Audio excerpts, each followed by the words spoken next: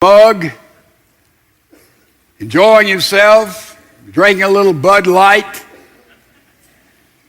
And the reporter looked at him and said, "May I ask you a question?" He said, "No problem. Ask away." So he put the mic here and the cameraman there. He said, "What do you think are the two greatest problems we have in America?" The man sort of yawned and took another swig and said, "I don't know and I don't care." Reporter said, "Amazing, you got both of them right."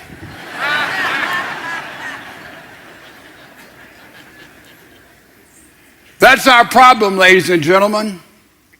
Apathy. Oh, I don't know and I don't care. So much of that which we have counted on and stood on and been a part of is now broken in so many, many ways. So we have to ask the question, what happened to us? We began to believe some lies. You know, you tell a lie often enough and regularly enough, and we hear it over and over again from many different arenas, we begin to believe it. We take it as a part of a general realm of pedestrian truth. You know, that's right. That sounds right to me. I believe that. It all began, our problem of lying, in the Garden of Eden. The devil told the first lie. He told Eve, he said, "Eat that fruit. God says you'll die. You won't die." First lie. Eat that fruit. Let me tell you what'll happen to you. You'll be like God. Second lie. You won't die. You'll be like God. Eve believed it, Adam believed it, and therefore we call it the fall of mankind. When you believe a lie, you always get in trouble as a person, as a family, as a nation. You live a lie, you always get in trouble.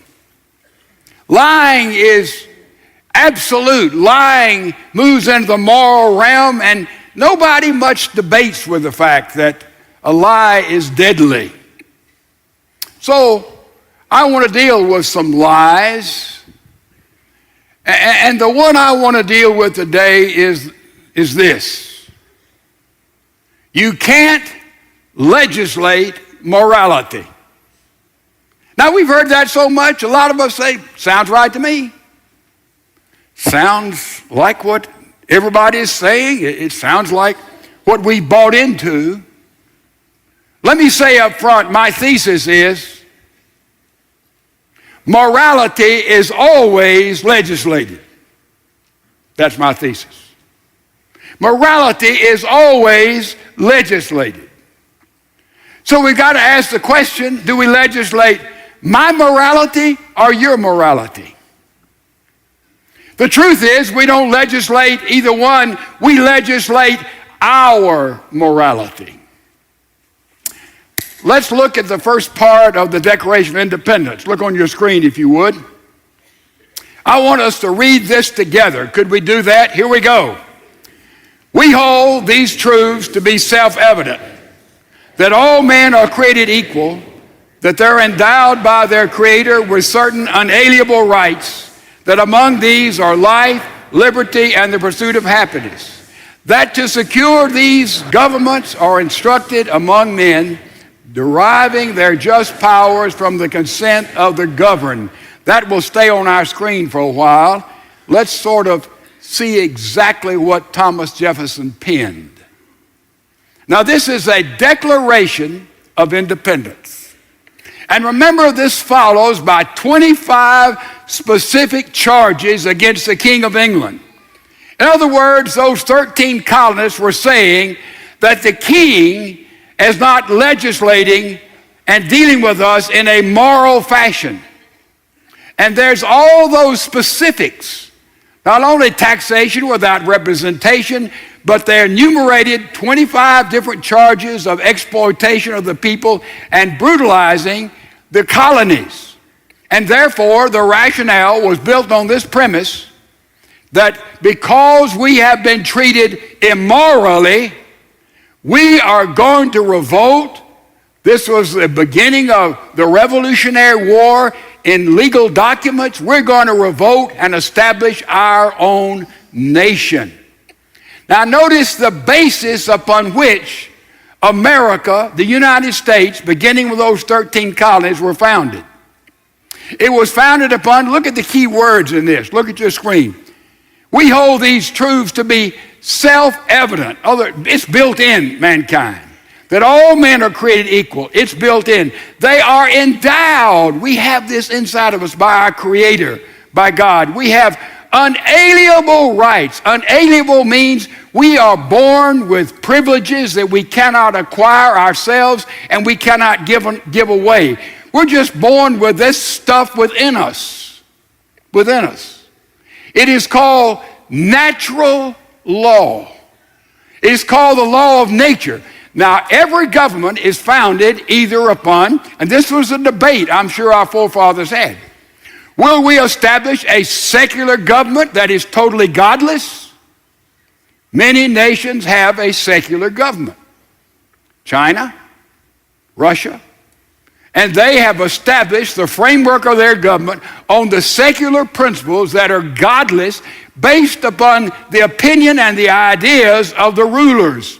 The dictator, the despot, or a committee or a group, and they're totally secular, and God is not mentioned.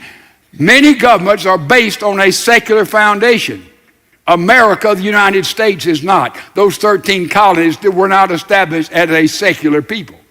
Now, the other extreme of that, many governments are founded on religious principles, on a religious judgment. In other words, there is a dominating religious persuasion, and that religious foundation is built on those moral principles that are prescribed by that book, usually, or that particular doctrinal teaching of that religion.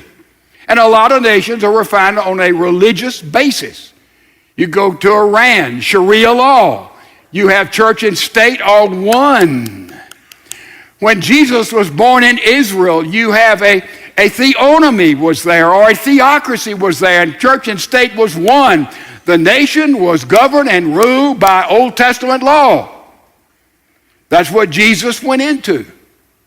Now, what about America? Are we founded on a religious foundation, prescribed and doctrinal? Now, a lot of people would like for us to be. There are theonomists who are alive and well today, and they're Reformed, Protestant theonists. And therefore, they would say we should take the Old Testament law and put it and let it be the basis of law in America. And a lot of us get confused by this because the left wing says to those of us who are biblical Christians, this is what you want to do. You want to take the Bible and put it into law. And that is not what we want to do. We are not founded on the teachings of the Bible. Remember, they said to Jesus, Jesus, where's your army? Where's your soldiers? He said, I didn't come to set up a kingdom. Yeah, I would have brought soldiers with me. He said, I came to set up a spiritual kingdom. And there was a theonomy in Israel, or a theocracy, church and state together, but when Jesus came, he superseded that. Now let me put this in perspective. Therefore, if we're not built as a secular government that is godless, and we're not built on any particular religious foundation, and by the way, we say, I want to go back when America was built and the laws of America were based totally on the Bible. Ladies and gentlemen, there has never been a moment in our history when that was true. The Pilgrims are the closest thing to it, 100 years before we became a nation. The Pilgrims established a colony in which they instituted a religion, a reformed kind of view, and said, everybody in here, we are ruled by the Bible. That is the law of the land. And it was the Baptist, Roger Williams, who got in that atmosphere and said, I'm out of here. This is the reason a lot of us left England. Because the Church of England dominated and said, this is what you have to believe religiously. Said, I'm out of here. So we're not founded as a religious entity. We're not founded as a secular entity. Upon what basis do we make our moral law? It's found in the opening words here of the Declaration of Independence, and it's found in Romans chapter number 1. Open your Bibles if you would. Paul is talking about this very same thing. Romans 1 verse 18. Very clear, very accurate for all of us to understand. For the wrath of God is revealed from heaven against all ungodliness and unrighteousness of men who suppress the truth in unrighteousness. Because that which is known about God is evident, watch this, within them. For God made it evident to them.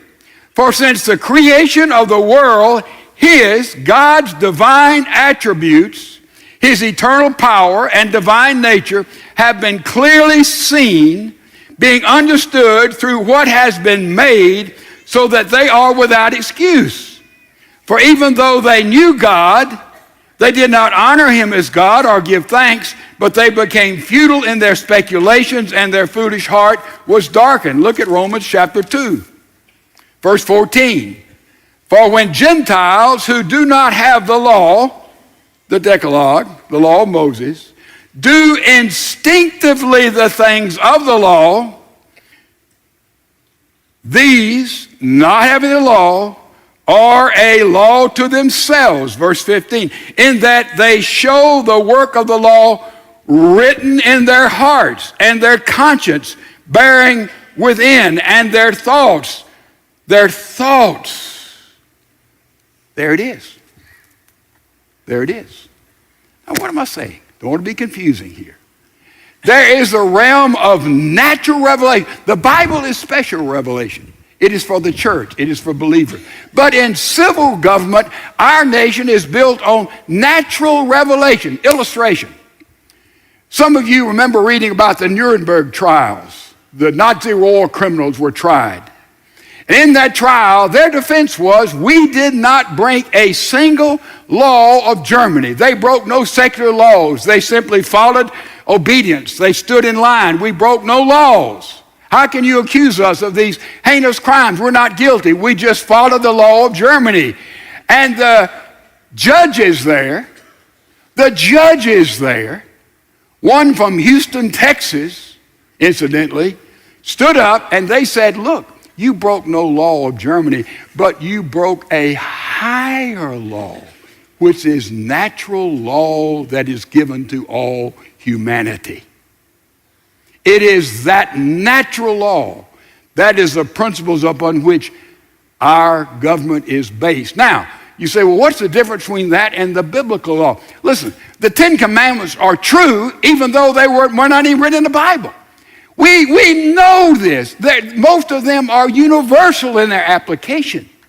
And that is that law upon which we stand as the United States of America. We're not secular, we're not religious, but in our laws, this great natural law, certainly it was prescribed there in these early documents by our 54 forefathers, 54 of them. 27 of them, or 26, went to a theological seminary. Most of them were Orthodox Christians. About 35 or 36 were evangelical Christians. There were some deists thrown in. Thomas Jefferson was a deist. He is the one who printed and wrote out these words of the Declaration of Independence. Now, let me show you how we do legislate morality. Now, some of our legislation is moral. Some of our legislation, I think, is immoral, some of our laws, and some of our legislation, I think, is morally neutral. Let me show you how morality has been legislated with a quick tour through a little bit of history. What was the big sin that the authors of our Constitution evidently did not see or did not notice or did not understand? I'll tell you what it was. It was slavery. It was slavery. That was the big sin of that day. And I guess they said, well, it's not against the law, therefore it must be all right. And it was a heinous evil that ruled over that day, and it wasn't dealt with in these fundamental documents. It was only 75 years later in the 13th Amendment in which it was dealt with and said that slavery is morally wrong. On what basis did they say that? They said it on the basis of common sense, of givenness, of understanding that all mankind is created in the very image of God Almighty. So there is a beautiful illustration where morality is written into the law, into the foundation documents of our land. But I want you to see the thesis that I am offering, that all legislation virtually is speaking of somebody's morality. Now, we're battling secular humanism today. We know that. All of us understand that. And we have to see that when we say, well, what is secular humanism? Let me explain that. Let me do it as simply as I can. What is secular humanism? The secular humanists believe that the creation came through evolution, through natural selection. That's how our world came to be. There's no creator. That's what a secular humanist believes. The secular humanists also believe that man, human beings, is high-class animals. We're not made in the image of God. No, you're not made. I'm not made in the image of God. We're just high-class animals. You know, there's no creator there. And then you boil it out, and it spells down the simple fact that who are we anyway? There are no absolute moral principles. Nothing is absolute. Everything is relative. You know, you got your truth, I got my truth, you behold everything. There are no absolute principles. This is secular humanism, I think, simply defined. How did we get in this mess? Well, the Garden of Eden. Let's just bring it right up into history. Let's go to 1947. A decision was made by the Supreme Court, Emerson versus the Board of Education. In this decision, Justice Douglas talked about the wall of separation between church and state. Now, all of you familiar with the wall of separation between church and state in the Constitution? You familiar with that? Lift your hand. The wall of separation in the Constitution, lift your hand. If you're familiar, you've heard of that. Only one problem with that. It's not in the Constitution. I want you to look at the First Amendment. Look at your screen. Let's read it. This is what it's based on, this wall of separation. Congress shall make no law respecting an establishment of religion or prohibiting the free exercise thereof. This states there's freedom of religion, not from religion, as this has been interpreted. Let me show you. If you say it's freedom from religion, look what you got to say. Your freedom from the freedom of speech, your freedom from the press, your freedom from the right of the people to peacefully assemble, your freedom from the petition of government. That's not what he says. It's freedom of religion. So what are we saying? This whole idea, when Paul Douglas, the justice, said, oh, if one brick is taken out of that wall of separation, let me tell you how this bogus Supreme Court decision has played out in our history. By the way, I asked Judge Ken Starr personally about this decision. And to paraphrase, he said, it is erroneous. It is tragic judicial judgment. Now, this is where we are, folks. Now, that one Supreme Court decision, watch how that's played out. It's almost like the government said, okay, we're going to separate religion from the government. What do you folks in religion want? Well, we want church. Okay, you've got church. All right. We want the Bible. Okay, we're going to give you the Bible. We want great hymns. Okay, church, you've got hymns. We want eschatology. We want heaven and hell. Okay, you've got heaven and hell. Anything else you want in the church? No, that's pretty good for us. He said, therefore, you keep God and the church out of the schools. Keep it out of government. keep it out of business, keep it out of any federal activities. You just keep that God stuff, that Bible stuff in the church, and we'll run all of this in the world, keep God out of the world, because Jefferson put down that wall of partition. Ladies and gentlemen, the wall of partition was to save the church from imposition of the state or the federal government, is not to keep religion out of the public forum.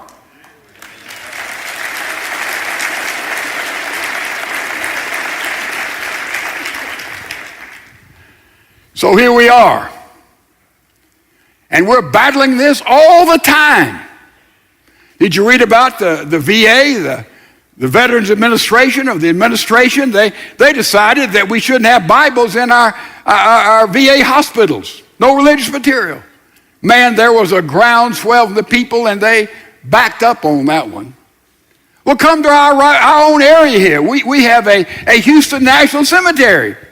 And some administrator there said, well, this is federal property. You can't say God or Jesus in this national cemetery when you're burying someone who's been in the military. What we had to do, we had to sue them. And they backed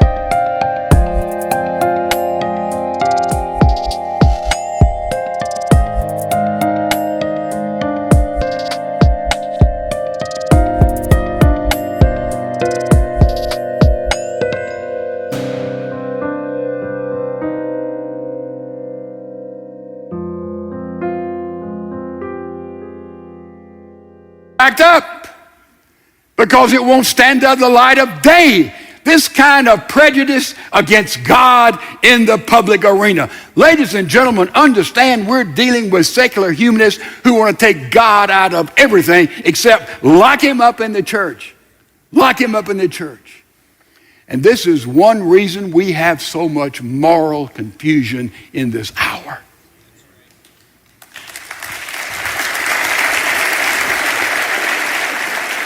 Let me point you to the really big problem.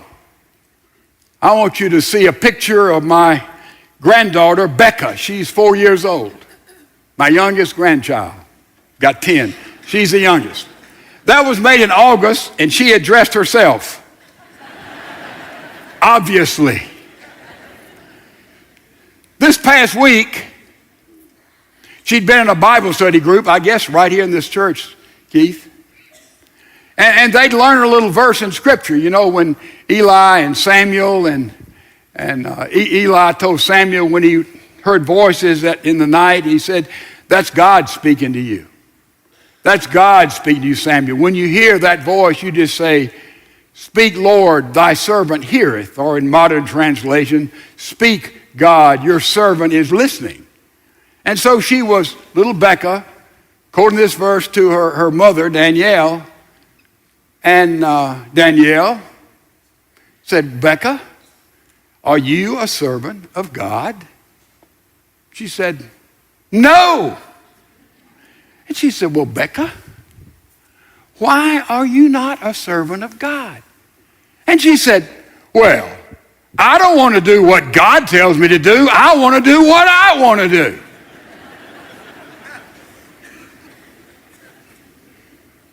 Now, she is going to be 5 this